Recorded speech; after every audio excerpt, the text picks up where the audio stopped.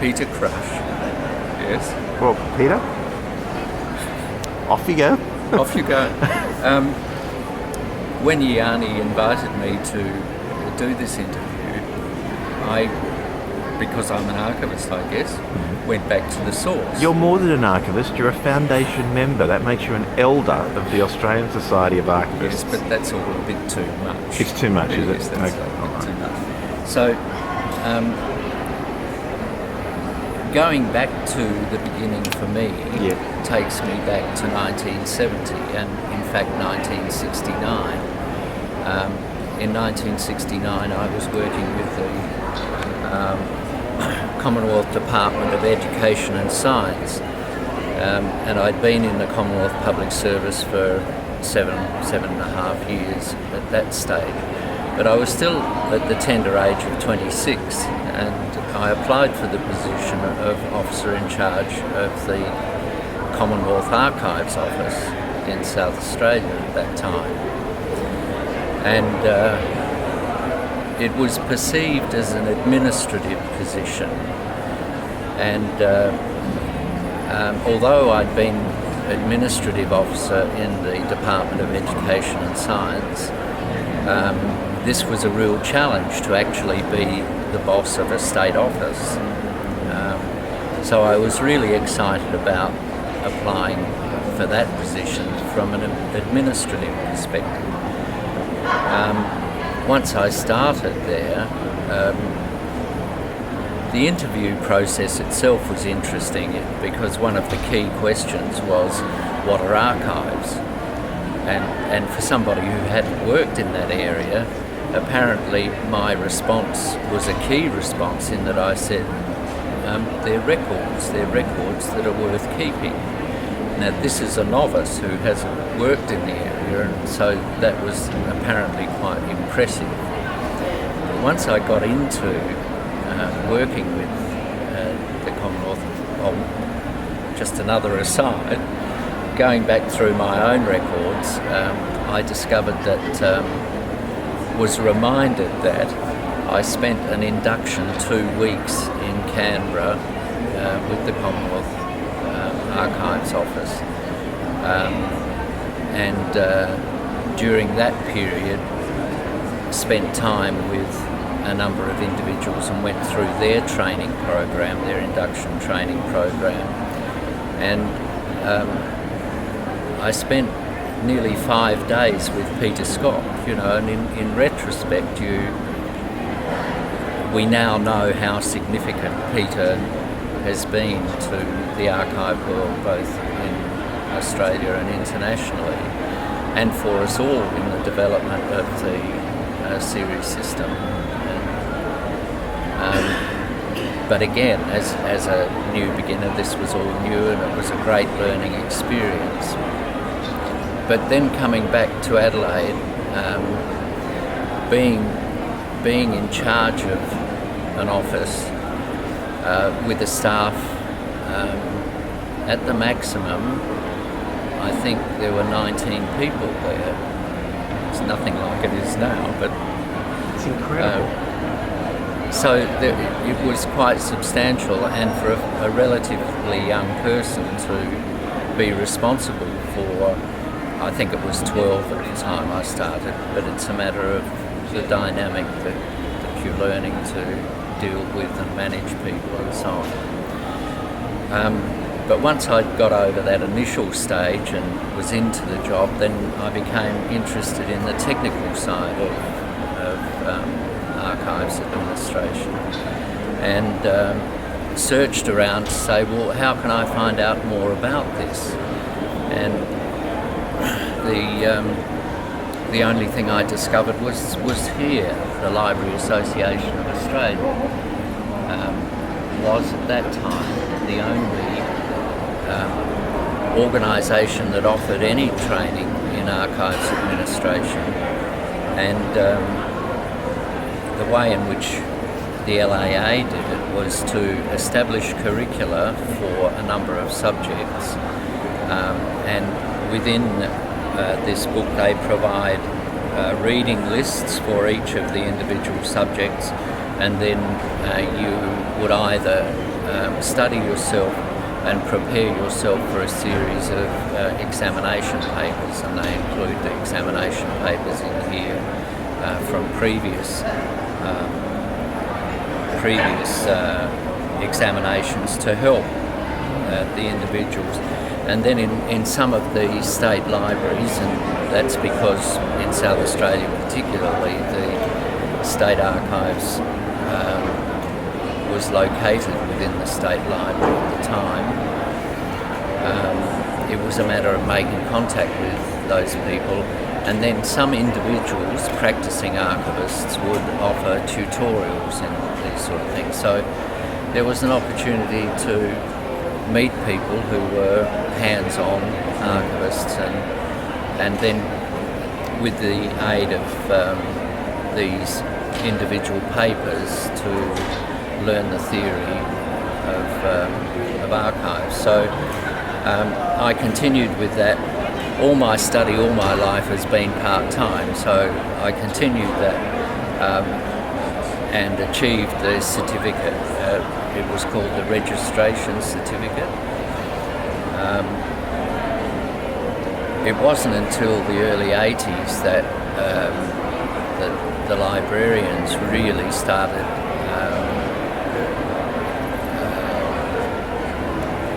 enjoying having higher education offered. So, no, actually the courses were established in the 70s, but they phased out this registration certificate by I think 1982. So you could no longer do that, and as we know, the University of New South Wales established its postgraduate training in archives in 1973. It's your university, isn't it? University of New South Wales? Well, I'm University of Newcastle. Oh, right. But it was one of our mothers and fathers. Yeah. Okay, so with that sort of background and really searching for colleagues, for a sense of profession, a sense of belonging to and enhancing profession. It was so exciting to see, and here we go. This is, and note there too that this is the journal for the archive section of the Library Association. November 1973. Yeah. But in this one, this is where Michael Saclier, who we must consider to be the founder in one sense, because he took the initiative and drove things, but he offered this little section called the Miscellany, and it's in this miscellany that he announces the meeting of a number of interested individuals to discuss the formation of the society. So that's the genesis of the idea. Yes, as he says, August the 21st in Perth in 1973, and following. So he gathered together a core committee, and because this was obviously pre-email and technology, apart from telephones. I'm try and remember that. So it was very localised. Yeah. But here now we're in the May 1975. Again, it's still the archives section of the LAA. Yeah. But in the miscellany here, Michael says, at a conference held in the Australian National University, Canberra on the 5th and 6th of April, attended by 75 archivists and manuscript librarians, an Australian Society of Archivists was formed. Ta-da! Ta-da! So, you know, this is all really exciting I'm so glad stuff. you brought show and tell now. This is quite important. In those 2 years, there's been lots of activity, lots of writings and transmission of ideas, and so in 75 they had already drafted a constitution, and that's what was adopted. How well did these people know one another? Well, it was very localised. So Michael was in the ACT. You're in South Australia. Yeah. So you were corresponding via letters? I wasn't intimately involved in that committee because it was localised. He'd got people that were geographically close to him, but then they disseminated newsletters and that sort of thing. Then it was up to the branches or the states to establish branches, and there was a corresponding member, and for South Australian that corresponding member was Brian Baldwin. He was an archivist with the State Archives at that time. The State Archivist in South Australia was John Love at that time too, and John was very helpful as a tutor and examiners, they were called in the LAA registration certificate process. So in a sense, responding to your initial question of about, why did you get involved or how did you get involved, so that's very much the genesis of my seeking to learn more and the excitement of a body of archivists actually coming together. So it was the creation of the archival family for me, and in a sense too feeling quite remote because my boss was in Canberra, and the people locally who I reported to in an official sense for any assistance was the Public Service Board, and that in itself was remote too because within the Commonwealth public sector at that time, the Public Service Board was a regulatory body, and they sent out edicts to all agencies on how we had to behave and what were the routines we had to follow to do certain things.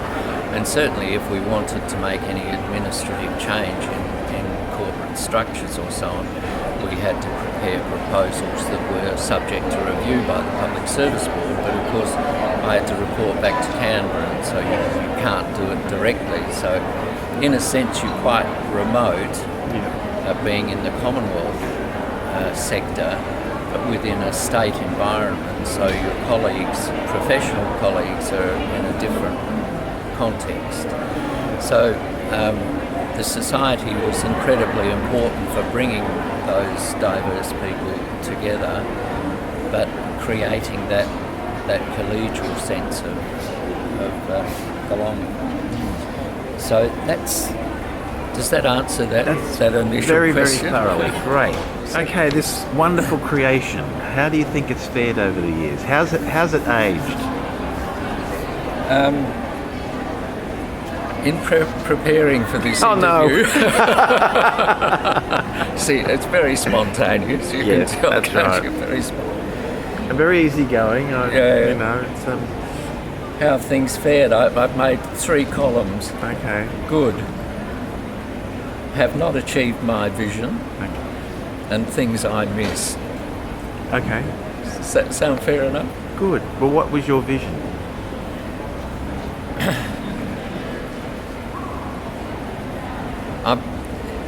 See, this can also fall into that third question of what would you like to see occur in the future. But what did you want to this? Well, a peg to hang your hat on. Who are you? And I'm speaking at this conference about who are we? Because it's a perennial question, and in preparing for that session in this conference, I've looked back and discovered that for most of our conferences, there's nearly been at least one paper on that question. It may not be every conference, but there have been a lot of papers with a similar topic. So my expectations and hopes for the Society was a clarification of, well, what is an archivist? What are archives? And at that time too, in the early 70s, there was very relatively speaking, very little archival literature. So it was a matter of discovering what that literature was, but then developing within the Australian context, well, who are we and how does it work, how does it hang together? And that's one of the main things that I was looking for the society to produce. And then... So in 40 years we haven't been able to answer that question? Well, it's become so confused now. The continuum is interpreted in so many different ways. Some people see it as a methodology. I perceive it as a perspective, a way of looking at the archival world. And of course it's the records continuum. So the sense of creation to pluralisation, which maintains that continuing life rather than they always used to talk of the life cycle. And so in the 70s and 80s there was an emphasis on the life cycle from creation until disposition, and there was a sense that you crossed the archival threshold and that was something other. The afterlife. Yes. And so the continuum changed that in the sense that it sort of removed, not completely, but changed the nature of the archival threshold. And we went through the process of the concept of the post-custodial era. And of course the post-custodial era is the one that we're in now to a very large degree as we start to look, we're in the middle of the digital world, born digital. And the issue about who are we, to my mind, is centrally focused on this business of there's a necessity, if you're looking to the preservation of digital material, there's a necessity to look at its creation and to see that the hardware and software, and to almost their archaic terms these days it seems, that the applications that are used to create records have some longevity, and so we look to the standardisation of electronic media and so on. So the who are we business has now morphed into we're record keepers in that we cover the whole continuum, but by the same token the creators and managers of records in the current environment work to a different imperative. They are looking after or assisting in the management of records that participate in ongoing current business. So that's their focus, and they can't be diverted from that focus because they can't deliver what's demanded of them. Whereas the archivist needs to know how those records were generated in order that they can describe and arrange the records when they come into their area of responsibility. The continuum sort of blurred the edges and said, and so rather than seeing things as distinctively different as being the current records management environment and the post or the non-current record environment being the archival world, it's now blurred the line. And so it doesn't matter so much in large organisations like the State Archives and the National Archives, because they're sufficiently large for specialisations to occur. And with the passing of legislation, we've seen that their governments, the national government and the state governments, have been looking for an agency that will look after the records. So they've created that regulatory standard setting, current records management, how are we managing our records side of the business. But we've still got collections management is what it now sort of becomes referred to in those homogenised state records offices, so that people who work in those large organisations can consider themselves archivists, but can be working in the regulatory records management side of things, which in a much reduced environment would see them as being records managers. And when you link it to 15489, so going back to the basic question about how have we fared, certainly I think the Australian Society of Archivists and its members, through their organisations, because we can't forget that their institutions have supported them tremendously, and the employing organisations have seen it largely as professional development within their own institutions. So they've been happy to contribute in that way by supporting their staff. But certainly the members of the ASA have been tremendous in developing theoretical concepts and papers, as well as very practical procedures, and this is one of the things that I was really this is the hook to hang your hat on, sort of business. So and this is where for me the conference has been so important. And again, the reason I brought these things along, see, these are the proceedings of the first biennial conference. That was 1977 was the first conference. Now these proceedings are fantastic, and to me they're part of our literature. This is part of our growth. But over time, and I bought this in 1983 because this was in Adelaide. Yep.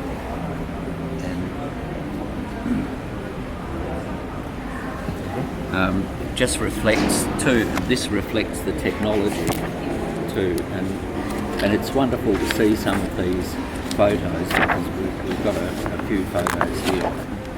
Where are they all hiding? Here, so here's the John Love that I was talking about. He was the state librarian. Yep. Here's Thea Exley, who was a Deputy Director General of the National Archives for a while. Here's Ian Pearce, who was the Director of the Tasmanian Archives. Here, John Cross from New South Wales. Paul Wilson from Queensland. Oh, and here's, that's Marion. Yeah, Janet Howes, who was with us yesterday. And myself, a different person. So these sort of things are just, it's interesting how the tangible is so much an element of our appreciation of our literature. But anyway, what I was seeking to do with this show and tell was really say, here we go, full SCAP format, change to A4 format, different technology. Here this is almost self-publishing in a sense, where you move from letterpress. then we moved, 1972 was 2002. Yeah. But see, once you start publishing like this, for the person who likes to annotate things, they've got to. It's like this con that we're subjected to now, where all of these industries say, "Oh, we'll make it easy if it's online." whose money are they saving? It got me last year because I thought, but I need a conference, I need a book. Yes, precisely. And so you move from this, and then it forces the individual to create whatever they want, and then you move on, and it becomes a different medium. That's all. And then I think glam. this is this one's 2010, and here we are. It's moving away from that sort of to absolutely nothing. So it's just the tiniest little. And now, of course, we're meant to post online, but you try and find the papers for the 2013 conference in Christchurch. And I think we mustn't lose sight of the basic principles. The basic principles that still guide me in my work are the principles of archives administration. It's provenance and respect de forme. Now, that's where we start. All of this is technology, and certainly we have to become competent in the use of technology. I'm a bit disappointed that we go down the glam road to the degree that we do. I acknowledge that we have a product to assist the market to appreciate and use. The glam sector, to me, though, is so allied with culture, that it only exposes one aspect of what the archivist is concerned with. And in terms of the resource that the archivist has to commit to the work, the access side is relatively small in terms of resource consumption. Also, the whole business of digitising archives and then putting them on the web, to me, I haven't been able to accommodate the questions of publication.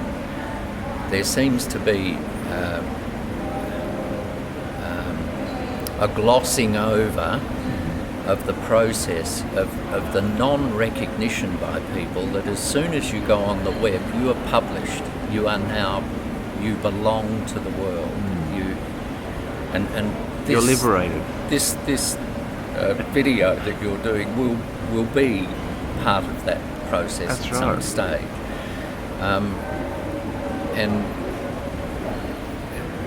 In a sense that there seem to be no holds barred these days with Facebook and so on. That people bare their souls without any consideration of the fact that they're out there. For some people, that doesn't seem to be an issue. The thing about publishing in this sense was that people had considered what they wanted to say.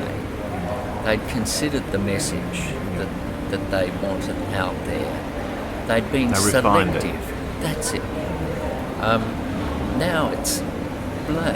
Yeah, it's like improvised jazz. And we do it on the run.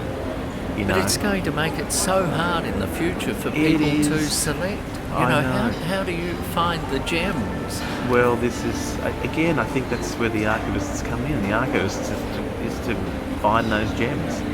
Yes, and describe. See, that raises the whole question of appraisal, and again, appraisal I feel a little out of the mainstream, but when I go back and read earlier stuff, like I just discovered this paper recently, is 1957. This was considered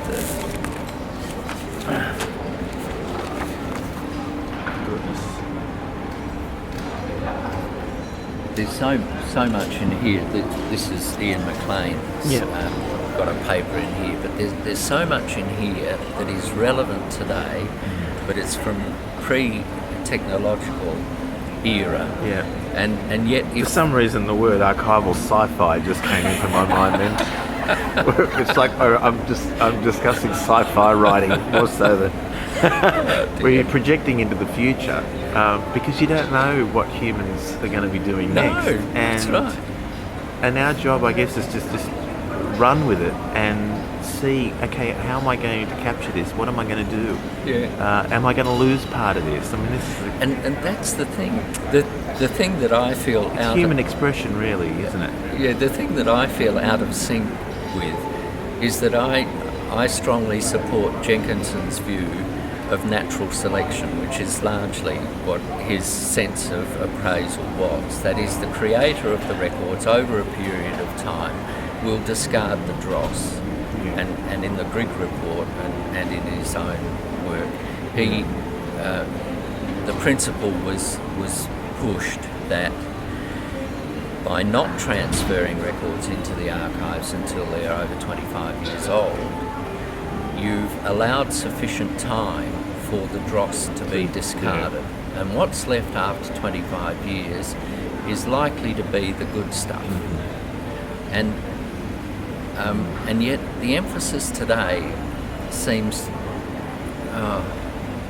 very artificial in the sense that you've got people outside the process looking at the process and sort of making. Recently there have been a number of articles too talking about the adequacy of records disposal schedules. Have they failed us? Is this the wrong way to go? And when you realise too that the implementation of records disposal schedules invariably now is being contracted out to so-called archivists, who are in fact people who are given the task of interpreting a records disposal schedule and then going through mountains of records without any knowledge of the creator, apart from what might be documented in the records disposal schedule. How can they possibly do this when they have no appreciation of how those records came to be, even though the disposal classes within the schedule are meant to be sufficiently descriptive? And of course we've compressed it all too now, in that most disposal schedules now are appraising functions and activities, and so it's a disposal class, rather than being a description of a series, is a description of an activity. And it's saying records that have been created in the course of this activity. How can a non-archivist who has just accepted a contract to go through 1,000 feet of, there I am showing my age again, feet. What would you like to see achieved? Well, I mean, what brevity, if you could wave a magic wand? I'll just read these things here. Okay, read them. I want the ASA to be clear about what it is and who it represents. I want the ASA to provide professional and industrial support for its individual professional members. This is a big thing, that I think we've been a society of archivists, not a society for archivists. And I think we need to be a society for archivists. I want it to work with and support archival institutions, but not carry the load for them when they're under threat. And we're seeing this all the time, and Kylie spoke about it yesterday with the South Australian experience. But see, this is where there's been a separation again from the professional archivists as the managers of the archival institution to professional managers, the managers of archival institutions. And when we come under threat, we don't see them. They're not out there fighting for their institution and for the work that it does. So, I want the ASA to take the lead with archival institutions as partners in establishing professional training courses developed by the profession, not by mainstream educational sectors. And so I'm really going back to this. Yep. Because what we're seeing now, particularly with the pressure that higher education is under from funding, universities are now market-driven. They're not necessarily places of learning in the sense, in the older sense of preparing people with an education. They're now, who can we sell this course to, and how are we going to market this course? And so it's distorted, in my view, the nature of courses. So I'm saying we can prepare an offering to the marketplace. I want archival work to become more mainstream in the sense of record creators, wherever they are, taking responsibility for their documentary heritage instead of seeing that the task of somebody else. That is, archivists should, as a matter of course, be employed by record creating bodies or industry aggregations that provide adequate resourcing for a function from which they derive substantial returns by being able to use their documentary heritage. So, if we're a true industry, a true profession, we should be practicing where the records are created and preserved. Like a physician. Pardon? Like a physician. Yes, yes. But also to get records creating organisations, everybody, to realise that there's some real value in what they create and spend loads of money on creating and then discard as if it's worthless. Yeah. And yet it contains huge, unfathomable Well, value. see, that's things that Facebook and its founders understand. They provide the platform of Facebook for free, but what they're actually gathering is all our loves, our hatreds, our ups, our downs, what we And that's what. and they use that as industry research. And their shares are the most expensive in the world, Well, almost. that's it, and we don't know why. Google does the same thing. Yes. Google gives us a free search engine. We don't know. It's just one screen with Google on it and a search box that finds us what we want. But behind that search box is all our hopes, our dreams, our aspirations, what we're after, when we're after it. Yes. It's and so they've gotten it. They understand the importance of data and records. Yes, but their companies are making a profit. Great. Not Interesting to know whether they hire archivists in the back end. It would be very interesting. And that's what we should try and find as keynote speakers. Yes, yes. To get, Well, ask the archivist at Facebook or the archivist precisely. at Google to come in. And even with Ancestry.com, who come and talk to us, but do they employ archivists as well? Interesting. It's a good question. Because I know they pay attention to these ideas because they're actually putting them into practice. So. Yeah. Are we done? Peter, I think we've done. Thank you very much. That's